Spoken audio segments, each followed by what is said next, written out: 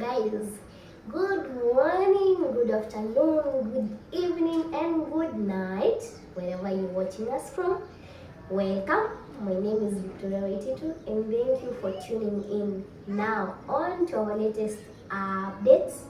Wanjiku Kibe has finally come out fearlessly to address, or rather, kurudishia bazoo, that is Reverend Benson Kamau of JCM. This is after he came out yesterday to give her a dose of his wrath, yani the pain he has been hiding inside, when he came out to say what Wanjiku Kibe did to him back in 2012 when he was at Kameme FM.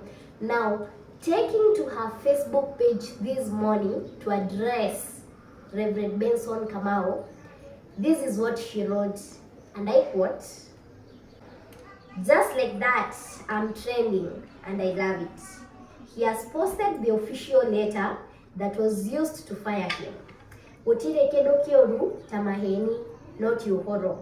By the way, those coming here for insults, kindly note you are doing so in vain. Mimi matusi nishazoea kwa siasa and I never get moved, by the way. The bottom line is that it won't change the truth. Kindly encourage your bishop to be a truthful person, because those who know me well can attest I've never been a malicious person, and I try to do good to people and assist where I can, even though I never get the same measure back. What Kiengei didn't tell you is that I'm the one who discovered his talent through a talent search program that I had conceptualized, and he participated in the Nakuru on-ground Kameme talent search. Voting was being done on Kameme radio on air, and he was one of the finalists. Definitely, sisi kama team JCM members, we know this story because Reverend Benson has addressed it in church, how he got into this talent search, na venye later he came akaingia to the finalists, those who won the finals za kufanya kazi Kameme FM, and that is how we got in. After I gave him a chance to co-host the morning political show, but the then presenter of Arahoka show said that they didn't have chemistry on air, and he was not keen on doing the show with him. At that time, Kiengei was not even employed, but he was being trained. He had temporarily taken a break until another opening or opportunity came up. So, it is unfortunate that the good I did for Kiengei has now turned out to be a crime. God knows I never said the things he's alleging, but I understand he's playing reverse psychology and he's very mean with the truth. Remember, he was not even employed, but was training. How would I participate in identifying someone's talent then kill the same talent? The CEO he's referred to, everyone knows he was a serious micromanager, and he even terminated my contract in 2012. Most probably, he lied to Kiengei that I'm the one who didn't want him after I left. What Kiengei doesn't know is that I was his ambassador in ensuring that he got employed. The same thing happened to Karungo, and I guess this is Karungo Watango, by the way, when he came back from China. I seriously pleaded with him to employ Karungo, but he declined to give him a job, which was quite discouraging.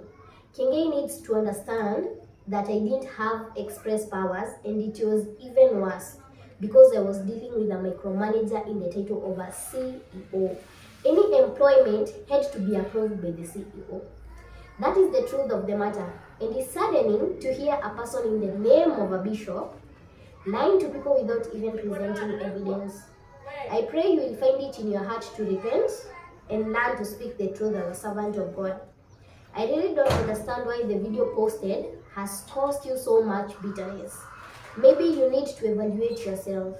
It is not a secret that there are very many talents I molded during my time in the media career, and majority keep talking about it, including musicians. I wish to leave this matter at that. Over to you, and keep me trending for long and waste as many bundles as possible. Na wale wa hauja heal, please look for another vocabulary. Hiyo ishashuka, obsolete. Na mukire Bishop wa Akahunjia nanie sana. We hashtag AWK, hashtag Gainyadhoide Maheni, hashtag truth is bitter. Now, under that post enye Wanjiku wa Kibe has posted, she has gone further to put a comment, not just a comment, 2 comments which I've identified so far. And this is what she wrote, and I'll post it on your screen. You see, some good news to those saying wamenichukia. I thrive when people hate me because I value my enemies and detest fake friends. So just by hating me, I will thrive. Thank you very much. She added another comment and said, the other thing Bishop didn't acknowledge is that before I became head of radio, we used to meet with him at River Road where I had a shop. He could pass by my shop and I would encourage my customers and neighbors to buy his CD cassettes. I wish to remind him River Road isn't a bad place. In fact, I used to make good money just like he did. Haya, there is this comment enye nilipick. Someone commented, Laban Kimani, and Wanjiku wa Kibe's post, and he wrote, one of you is lying to us. So guys, over to you. Morning. Where Wanjiku wa Kibe has posted this because yesterday Reverend Ben took to his social media page on Facebook to address her, and what he said is something that Wanjiku wa Kibe did to him back in 2012 wakati aliingia Kameme.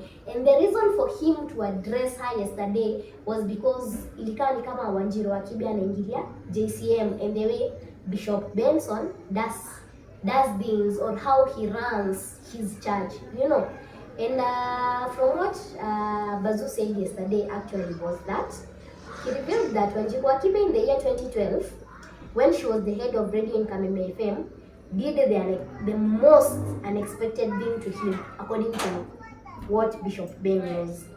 So he revealed that when he was brought in to run the morning show with Njogu and Njoroge, after working there for a month, Wanjiku called him in her office and chased him out of Kameme FM. The reason was that when she was asked by the former CEO, of whom Wanjiku now has claimed the former CEO micromanager, so when she was asked by that former CEO of MediaMax, she claimed that he did not have a talent. That is according to Bishop Ben. That is what he wrote on his page. Wanjiku said that he did not have a talent and he goes to work when he's dirty. She apparently told Reverend Ben to go back to River Road because he belongs to street comedy and not radio. By the way, Bishop revealed that he was later picked up by Hon Sabina Chege, who took him to KBC, where upon Kehenjo quit his job, Gatonyo Wambogwa picked him from Shoro FM, and together they ran a show called Mawashibeni. And that is when he met or later came to realize she was also sacked at Kameme FM. That Wanjiku wa Kibe alifutwa kazi yuko Kameme, the same Kameme yenye alimfukuza. So he said this, calling her out to deny his claims that they are lies, taking out his hidden pain after Wanjiku tried to look down upon JCM and how he runs his church. So guys, that was just the latest updates where we have seen Wanjiku wa Kibe has finally addressed Reverend Benson Kamau on her Facebook page. I don't know maoni yenu ni gani. Some of the comments on Wanjiku wa Kibe's page are saying one of them is lying to people out there, but over to you. You are the judges. Thank you for tuning in. Until the very next one, we are out. Adios.